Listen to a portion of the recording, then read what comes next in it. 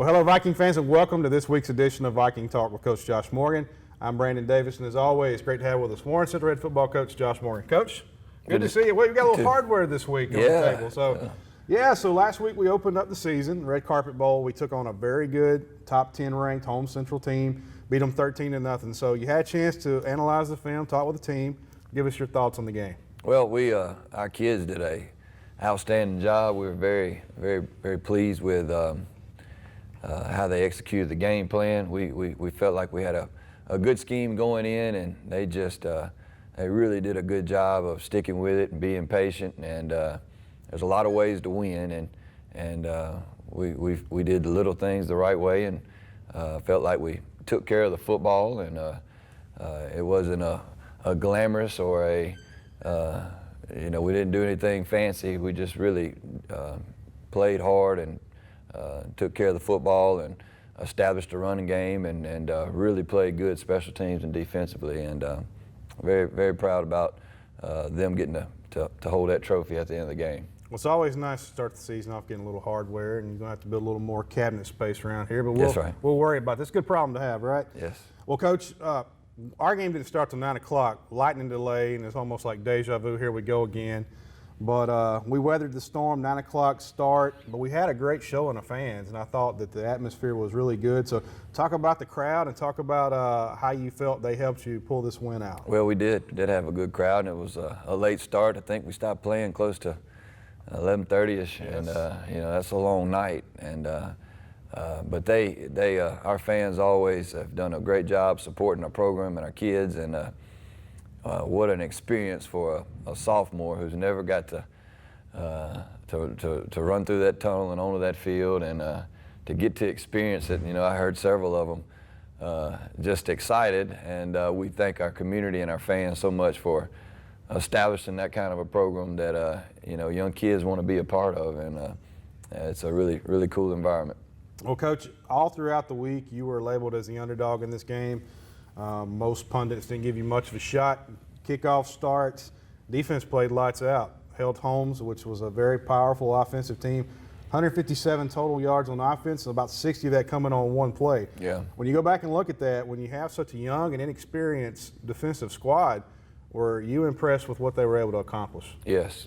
First of all, Holmes is they're explosive and a very potent offense, and the last two teams that we've seen them play in the Jamboree and the spring game, the total scores of those games was 77-0, mm-hmm. And we knew coming in that we were going to have to be up to the challenge, and to throw so many new starters out there and inexperience out there. We knew we had to have good preparation, and we had that. We had a really good fall camp, and Thursday before we play, you just truly.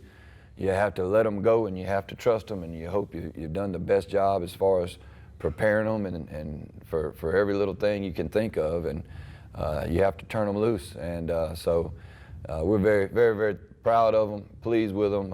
Still have to understand that we've got a long way to go, and it's very promising though. This defense, though, Coach, when you looked at it during the spring game, they played fast and physical. So you always ask yourself, is that going to spill over into the regular season? And it did. So looking back on the defenses that you have coached here, do you think this could be one of the fastest ones you've had? Well, we want to look a certain way, and we coach it a certain way, and the kids have really bought into that, and they trust us, and we have to they listen to us very well, and because of that trust is hard to earn, but once you get it, the kids really do what you ask them to do, and once you have that, you can get that continuity and that team mindset and that unit mindset, and quit trying to do it as individuals and do it together, and they trust each other. And but as far as athleticism, we have the all the makeups of being an extremely fast and well tackling unit, and that's a good sign.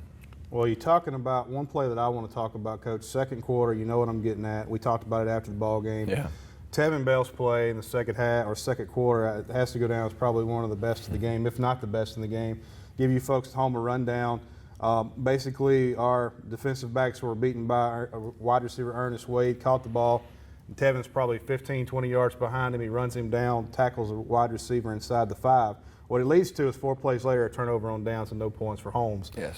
Talk about that effort that Tevin gave you in that play. Well, it's a relentless effort, and we talk about it a lot, but a lot of that credit goes to Tevin as a young man, and it shows his character. He also knew that he messed up and he had to fix it, and so that was one of our main talking points in our team meeting coming and getting back to work this week was to recognize that and calling it what it is about the everybody makes mistakes. We're going to make mistakes, but we hustle and we finish and we find ways and we never give up, and that was just a great time to stop everything and call that what it is, and really really opening up some other people's eyes, and he gave us another chance. He gave us another play because of not giving up, not hanging his head, and that was really fun to watch. And then to watch our defense, he was tackled on the 3-yard line, right, and our defense regrouped and buckled down and dug in and was able to hold him out, which ultimately it was probably the biggest play of the game, of him giving us that shot. So it was a really good, and I'm really glad it paid off. And he just, again, another example of turning something negative into something positive based off effort and effort alone. So really, really proud of him. Well, it's a game you dominated up to that point. If they score, which technically most people are going to stop and let him walk in because he was so beat, the score could be 7-6 going into halftime, a completely different ball game. Yeah. The effort that he put forward, though, and I have to continue to talk about this, it spills over to the other teammates, though. I mean, you have to be proud of how the other kids responded to that. Yeah. He got a lot of high fives on that, and it went from getting fussed at to patted on the back. So he made something positive out of initially a bad thing. But that, you talking about the psyche of both teams. And their sideline was excited and thought they had a touchdown, and then it gets taken away, and this side is oh goodness, here we go, and right.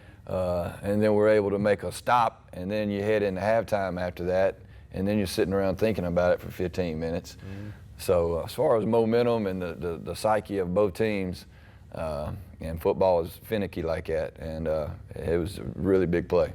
Well, offensively, we put 13 points on the board, but felt like, Coach, we had several missed opportunities in the first half. We did. What did you see from your offense? Well, we won the field position game, and that was the one that we one of those hidden statistics. We wanted to be great in the hidden yards in the punt game and the punt receiving games, and fielding all punts and trying to keep them to have the long field, and us setting our offense into up with a short field, and I felt like we did that. And when you get the ball inside the other team's 40, we got to come away with touchdowns and not just field goals. Now, on the credit to Josh Griffin, our kicker, he did a really good job of finding a way to get points, and that whole operation was very good.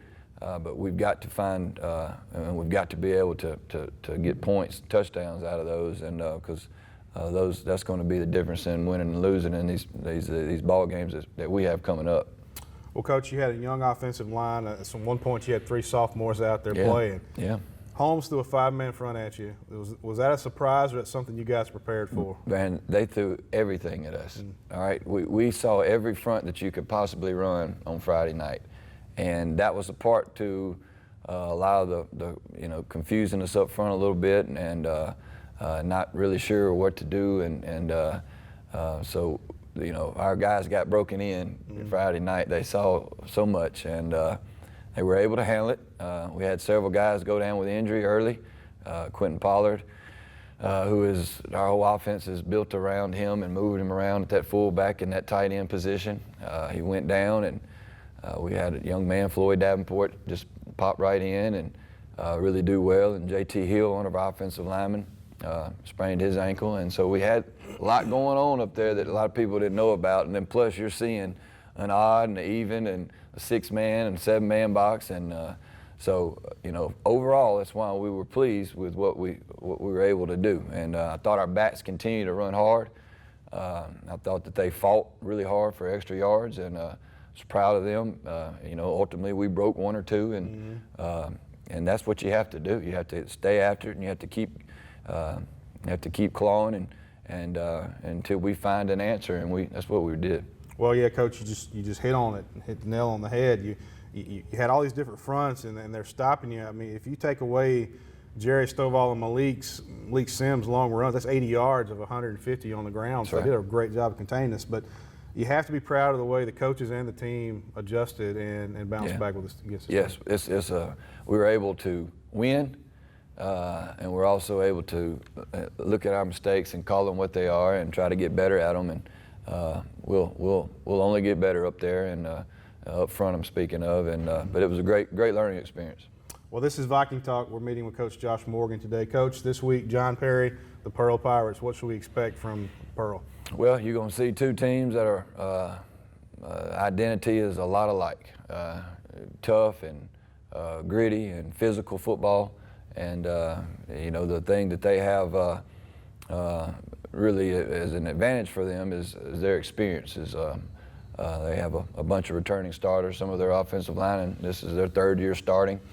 You got a lot of veterans on their side of the offensive side of the football, and so we feel like we match up well with them. And but you're going to see it's just one of those heavyweight rock'em sock'em type football game, and it's going to be a very hard fought and physical football game. That's right, a power running team. They have a huge offensive line led by running back Kenyatta Harrell. They also have a little speed back that they'll throw in there to you as well. Our defense was very physical and fast against Holmes. We've talked about that. But what do you guys have to do, especially on the defensive line, to keep that big offensive line of Pearl off of you? Yeah, we have to get off the field. When we get in third down situations, we can't leave our defense on the field and just keep letting them pound on us. And so we're going to be in attack mode, and I don't think there's any question about it. I'm sure that they're licking their chops and looking at our weight up front and the things like that. So we have to be able to counter that with what we're doing, and our guys are going to be ready. And we have to use our strengths, and we have to find ways to win, and that's what we've been working on. Well, a quarterback we're going up against this week, he may be the biggest we see this year. Gunnar Dennis is 6'3", 225, a lefty at that. He was out last year most of the season with a knee injury, and we have experience against their backup Slade Foster, but how have you prepared this week for the quarterback situation? Well, it's first of all, Pearl is going to be well coached. They do a really good job, and I thought they did a phenomenal job last year when their starting quarterback got hurt. They were able to put together a really impressive season considering all that happened with it, and we got a lot of respect for them as a staff and for what they've done over there. And as far as the quarterback's concerned, you just put in another weapon with an already stout offense. You can't just key in on the run, and you can't just pin your ears back and come. You got to be able to defend on the back end with their passing game now, and just makes them so much harder to defend. So he's got a really big arm, big kid, good leader, and but again, he just makes them more explosive. Well, Coach, defensively, they're led by a very good linebacker, Sam Brumfield. I thought he graduated. I hated to see he was still back. But anyway, Clinton was able to put 22 up on this defense last week, and they did it with a variety of ways. But when you look at what they have on defense and what we bring to the table, do you feel confident that our power running game can get some points on Pearl? I do. I feel comfortable in what we're doing, and I feel like our guys are, we feel like we have a good game plan, and I feel like that, I trust our backs with anybody's, and so that's who we are. That's not going to change. We just have to be really good at doing what we do, and but it's not just, that's only one small dimension. There's a bunch of different ways to win, and we'll try to exploit all of them. Well, it seems like one of the ways you have to beat Pearls with mental toughness. If you go back and look at the games from the previous years, it's always been a one-score ball game down to the last minute, almost who has the ball last on who's going to win. When you look back at the game, and I'm going to say this Pearl game may be my favorite of the year because it's, like you said, hard-nosed, good football. Last year they beat us with about a minute to go We dominated the game for the most part, let it slip away there at the end. But with last week playing a good Holmes team like we did in a low-scoring affair, how do you think that helped this young team develop a little mental toughness going forward? Yeah, well, it helps, and like I said, win helps so much just for the mental part of it. And again, we're young, we're inexperienced, and so when you get to have those kind of moments, and it just does so many things for your confidence. But we still have to understand that we have a long way to go. We got an even tougher opponent this week. This is how it's gone in the past. This is what to expect. We're trying to help our kids as far as the experience goes, and trying to prepare them and the best that we can for what's to come. And what's to come is one of those games where you have to hide the women and the children, because it's just that kind of a tough physical game. Our kids are built that way, and that's what we try to install in our off season, and so it's really going to be strength on strength. Quarterback play, we talked about our quarterback play. Parker Kivett taking the reins for the first time last week. Talk about his play. What did you see from him? I thought he did a good job of taking care of the football, and I thought he had a couple throws and that I know he would and we would also like to have back, but he didn't make that crucial mistake. I thought he handled running the offense very well. He was able to move the chain several times. So, we're going to need more from him, and I think that he's only going to get better and better as well. And but I think he was very poised, and I think he did the little things, and I think he led our team very effectively. Well, he's in good hands with Coach Rob. That always does a great job Yes. with quarterbacks. Injury update, Coach. Marvin Freeman, JT Hill, Quentin Pollard. We talked a little bit about JT and Quentin a second ago. Any of those guys going to be available this week? Don't look for them to. Those are three guys and starters, and two of them are seniors, and really look forward to getting those backs guys as soon as we can, and praying for safe healing and to take care of them. But so we're just again trying to take care of them, and hopefully we can get them back as soon as we can. Some younger guys going to have to step up and lead the way is what it looks like. That's correct. Well, Coach, last question we always ask, what's the keys to beating this Pearl team? Well, we're going to have to be us, and we're going to have to be really good at it. Our defense is going to have to play a great game, and it's going to have to be for 4 quarters. And we've talked about that a good bit. It does us no good to not be able to be standing in the 4th quarter still toe-to-toe and still understanding that any one play, this back that we're finna play can take it to the house. So we've got to stay strong, and we've got to be able to maintain that ferociousness and tenacity, and have to be able to maintain it. And offensively, we're going to have to establish that running game, and we're also going to have to make some plays through the air. And I think our special teams are. I'll look for them to be really what and what with Pearls. I think we both have good special teams, and but we have to get off the field on defense, and we have to move the chains on offense. And we can't give up anything cheap. We have to make them earn it. And another thing is our DBs are going to have to tackle well this week. So it's a lot of little bitty gains within the game, and we won't have to win those individual battles, but it's going to be fun to watch. Yeah, it's going to be fun. Looking forward to it, Coach. Best of luck to you. You too. We'll be seeing you. Well, that's going to do it for this week's edition of the show. I want to thank you all for joining us last week. Like I said, I know it was a late start. It's an unorthodox start for us, but thank you for being there. This week we are at Ray Rogers Stadium over at Pearl. Next week we're back home playing River City Classic against the rival Vicksburg Gators. Hope you are here. Again, thank you so much for all your continued support. That's going to do it for this week. I'm Brandon Davis. He's Josh Morgan. We'll see you next week. Until then, rise up, Vikings.